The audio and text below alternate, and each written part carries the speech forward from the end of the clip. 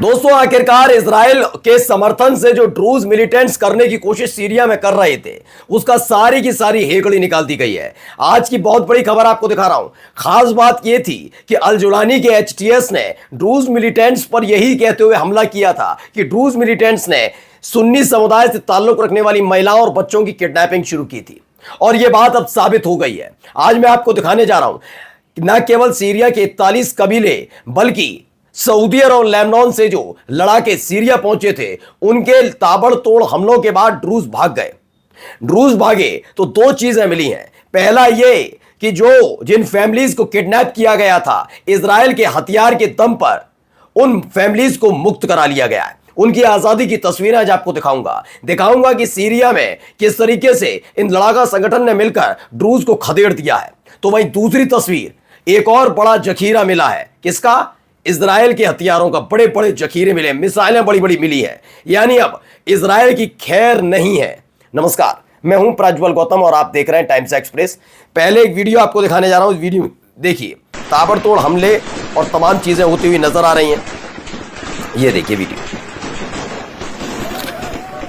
तो इस वीडियो में जो बताया जा रहा है कैसे तमाम चीजें हो रही थी, वो तस्वीरें निकलकर सामने आई। इसमें भगदड़ जैसे हालात है। असुविधा की है, the only ड्रूज strong hold in Syria is being destroyed by the blood thirsty jihadist, the world is silent, ये कहा जा रहा है। अब बताइए, ये बताया जा रहा है, इनकी तरफ से कहा जा रहा है, इनको बार बार जिहादी कहा जा रहा है, लेकिन इनके बारे में कभी ये सोचा जा रहा है?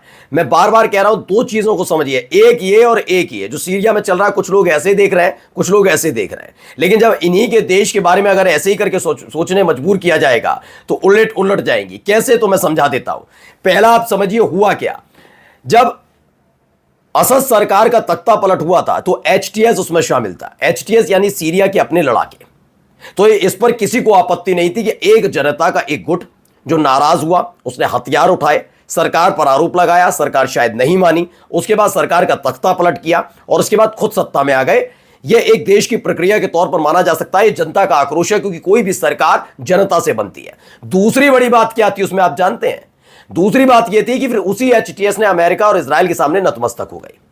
लेकिन खास बात है कि जो ड्रूज मिलिटेंट्स जिनका मैं जिक्र कर रहा हूं, वो तकरीबन 7 लाख की आबादी सीरिया में रहती है और 1.5 लाख रहते हैं इजराइल में।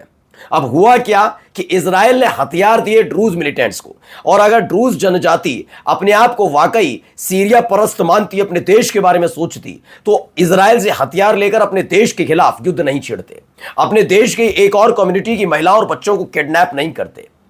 क्या ये किसी भी देश के लोग जो ज्ञान दे रहे हैं वो ये बर्दाश्त कर पाएंगे कि उन्हीं के देश के एक जनजाति दूसरे देश से हथियार लेकर अपने ही देश के खिलाफ मोर्चा खोले, जंग करे, युद्ध करे? क्या ये बर्दाश्त होना चाहिए? तब उनको क्या कहेंगे? आतंकवादी हैं, उग्रवादी हैं, ये देशद्रोही हैं, राष्ट्र विरोधी हैं। तो ड्रूज के लिए और क्या कहा जाए? ड्रूज ने क्या किया? कहीं और हमला तो किया नहीं। उसने इजराइल से हथियार लेकर सीरिया पर हमले शुरू किए, वहां की महिलाओं बच्चों को किडनैपिंग शुरू की, और इजराइल के लिए पास सेफ पैसेज यानी बहुत आसान रास्ता तैयार किया जा रहा था दक्षिणी सीरिया के लिए। अपने ही देश पर कब्जा करवाने के लिए दूसरे देश को लहराने के लिए तैयार बैठे थे। यही कर रहा था ना ड्रूज। तो ये कैसे राष्ट्र सम्मत हो सकता है, या फिर ये अपने देश प्रेमी हो सकते हैं? ये सीरिया विरोधी हुए ना। उसके बाद हथियार थे नहीं अल जुलानी की सरकार के पास, सेना के पास, तो खदेड़ दिए गए। वे शांत हो गए बैठ के कि हम पे तो हथियार ही नहीं, क्या लड़ेंगे? कबीलों ने कहा हम तो हैं। उन्होंने ड्रूज के खिलाफ, इजराइल के खिलाफ मोर्चा खोल दिया। अब आप तय कर लीजिए, जो ये सोचते हैं कि ड्रूज पीड़ित है और ये जो कबीले वाले ने मार रहे हैं, अब इन पर हमला कर रहे हैं, ये आतंकवादी है, तो ये आपकी सोच है। आप समझिए, अपने देश में अगर ऐसी स्थिति बनेगी तो क्या करेंगे? दूसरे वो लोग हैं जो ये कहते हैं कि ड्रूज ने नमक हरामी की, यानी कि यूं कहा जाए गद्दारी की, जिसके एवज में ये हुआ है कि अब ये जो मिलिटेंट्स है, ये हमला जो लड़ाके, अरब लड़ाके ड्रूज पर हमला कर रहे हैं, तो ये सही है। तो इन दोनों में कौन सा सही है, आप खुद तय करिए। खैर, अगली कुछ तस्वीरें दिखाता हूं। ये पहले तस्वीरें देखिए। इस वीडियो को आपने देखा कि बाहर बहुत भारी तादाद में वहां पर लोग मौजूद हैं, महिलाएं भी नजर आ रही होंगी और बच्चे भी। ये कौन महिलाएं बच्चे हैं आपको मालूम है? ये वही महिलाएं बच्चे हैं जिनके 4 दिन पहले अपहरण किया जा रहा था ताबड़तोड़ तरीके से। कुछ तस्वीरें भी सामने आई थी। खास बात इसमें क्या है जानते हैं? इसमें अब कबीले के जो लड़ाके हैं वो इन फैमिलीज को ड्रूज के चंगुल से मुक्त करा रहे हैं। लेकिन इस 4 दिन पहले जब इन्हीं ड्रूज मिलिटेंट्स ने इजराइल के हथियारों के दम पर इन सुन्नी समुदाय से ताल्लुक रखने वाली महिला, मैं बार बार सुन्नी शब्द का इस्तेमाल कर रहा हूं इसलिए हूं कि आपको पता लगे, ठीक है ना। वैसे तो मेरे ख्याल से खुद सोचिए, महिला और बच्चों पर हाथ उठाना, महिला और बच्चों को किडनैपिंग करना, क्या यह जायज माना जाता है किसी भी धर्म में? मेरे ख्याल से नहीं, लेकिन इन्होंने किया, महिला और बच्चों को किडनैप कर रहे थे। तब कबीले वाले नहीं आए थे, उन्हें लगा था कि सरकार चल रही है, सेना है, जवाब देखिए, और दिया भी।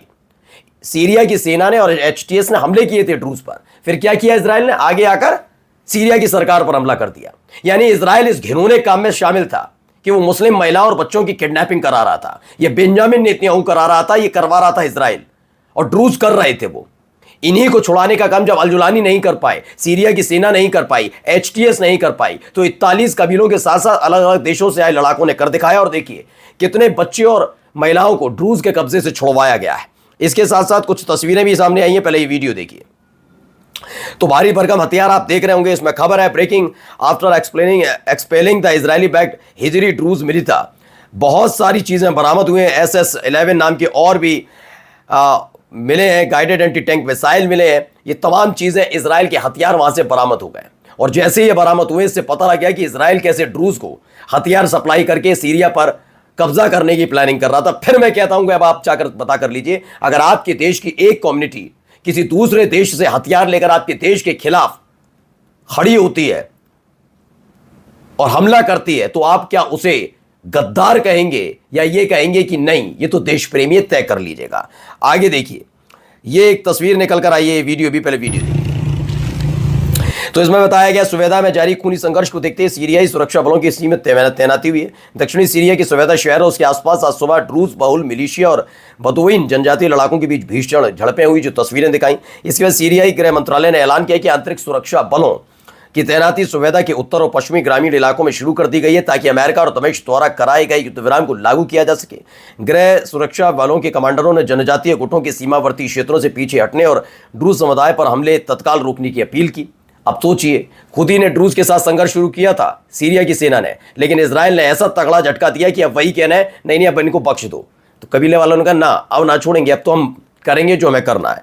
सूत्रों के मुताबिक सुरक्षा बल अभी भी सुवेदा शहर के अंदर प्रवेश नहीं कर पाए, जहां अब भी दोनों पक्षों के बीच गोलीबारी है। यानी सीरिया का जो आर्मी है उसको डर लग रहा है कि उन पर हथियार तो उस तरह के बचे नहीं। ड्रूज से टकराने निकले थे, इजराइल ने बहुत बुरी तरह से मारा।